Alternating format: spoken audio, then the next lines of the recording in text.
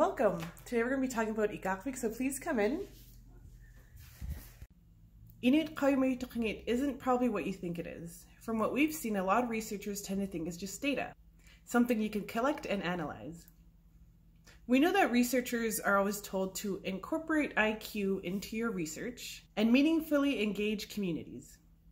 But you might not have been told how to do these things. Don't worry, Ikaarvik's here to help you. What's Ikaarvik? We're a group of youth from different Nunavut and Yukon communities who are all interested in improving relationships between researchers and northern communities and seeing more meaningful incorporation of IQ into research. Okay, cool. So you guys can be field assistants and bear monitors for us researchers. No. Bear monitors and field assistants aren't really what Inuit communities see as meaningful engagement. In fact, many Arctic communities don't feel like they've been meaningfully engaged, consulted, or informed by researchers. We know that meaningful engagement and incorporating Inuit Qaujimajatuqangit into research has been left up to you guys to figure out on your own. So we're going to help with that. Okay, so what is Inuit Qaujimajatuqangit? Inuit Qaujimajatuqangit. Qaujimajatuqangit. Inuit Qaujimajatuqangit. Qaujimajatuqangit. Okay. Finally, someone who is asking what we mean when we say IQ. Inuit Qaujimajatuqangit is a way of knowing. IQ is more than just traditional knowledge because it incorporates knowledge, customs, and values. It is our way of life. It is as much about how we interact with each other, our behaviors, and our attitudes, as well as what we know. We chose to use Inuit Qaujimajatuqangit as a guide to help us interpret what meaningful engagement of Inuit communities and research can look like. We believe that understanding IQ from our perspective is what will lead to better work in our communities. When you really understand Inuit Qaujimajatuqangit, meaningful engagement of communities just happens naturally. We created ScIQ to help you understand that incorporating IQ is equally about how a researcher works with the community, not just the data they collect. We believe that by following our recommendations, researchers can incorporate IQ in a way that meets the needs of both communities and scientists. So, how do I do this? In reality, how am I supposed to apply this to my research?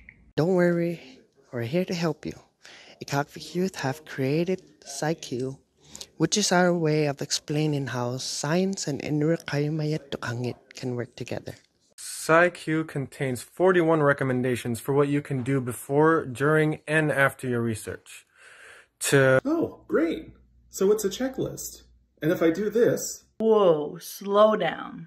It's not a checklist. It's more about how you should work with the community. Maybe think of it this way. Don't think of it as a checklist of IQ actions, but having great IQ attitudes. This is what will result in better work with our communities. It's not your fault because you probably didn't know this. When a scientist or researcher says that IQ is not valuable, you're saying that we Inuit are not valuable either. That our customs, our beliefs, and our way of life is not valuable. So because this is just a really big misunderstanding, we wanted to invite you in to work with our communities and provide you some recommendations for what we think it would look like to incorporate IQ into your research. And it might result in better research for you.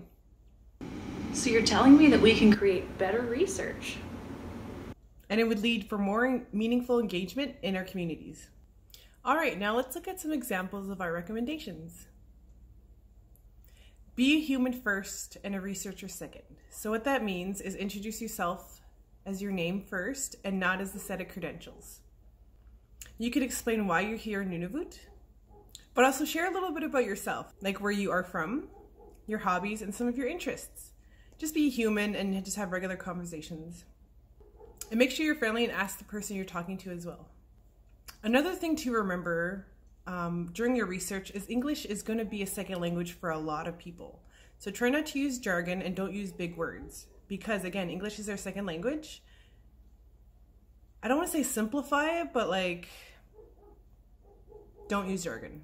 So if you're using jargon, it'd be like me saying, for example, you know that when you go out hunting and your qamutik, when you have a tea break, and then your qamutik freezes to the ground because you've been sitting for long, and the traction that it was building makes it warm, so that by the time you stop and you have tea, it's going to freeze, so that when you, before you head out, you're going to have to kick the qamutik runners to make sure that they're not frozen, and so that when you take off, it'll be so much easier for it to take off.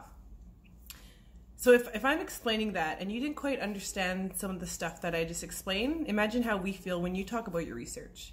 You might know your research very well, but we haven't been studying your research as long as you have, so make sure don't use jargon, and remember that English is a second language for a lot of us.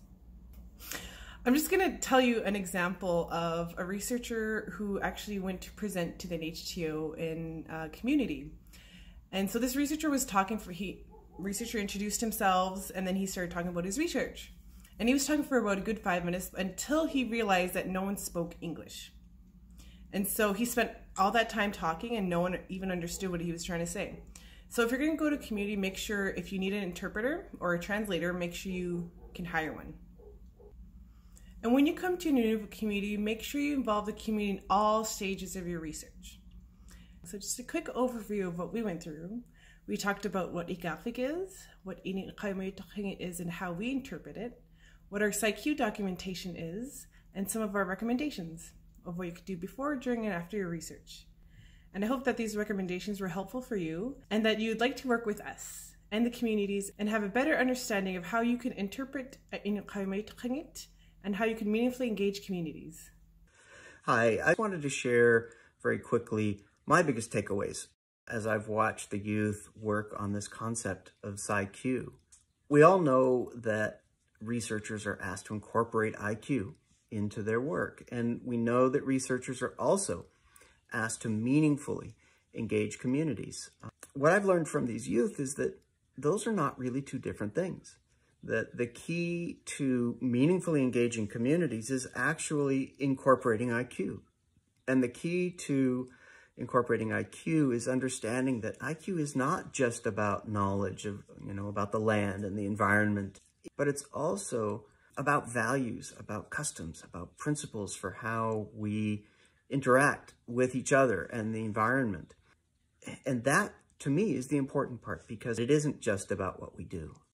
It's about how we do it that matters. So I have these truly amazing young people to thank for helping me understand what it really means when Inuit are asking that IQ be incorporated and that their communities be meaningfully engaged in research. Speaking for myself, I can genuinely say that working with Inuit youth has been life-changing. I think it's made me a better researcher, a better human being, because I've learned how to actually stop and listen. And I think that ScIQ gives everybody the ability to tap into that amazing resource that Inuit youth have, which is the ability to bring joy and passion and equality into research. Really, the greatest gift of my life has been having the opportunity to work with these amazing young people who put their arms around my shoulder and basically said, all right, you kind of don't know what you're doing, but we're here to help you. I hope that you also see this as having that same arm put around your shoulders to help you do the most amazing job that you can do as a researcher. So now that you kind of know what you could do to help improve your research within our communities, I'm going to invite you up. Make sure you use these recommendations. Let us know if they were helpful. If you have more questions, just reach out, and we'll see you soon after COVID.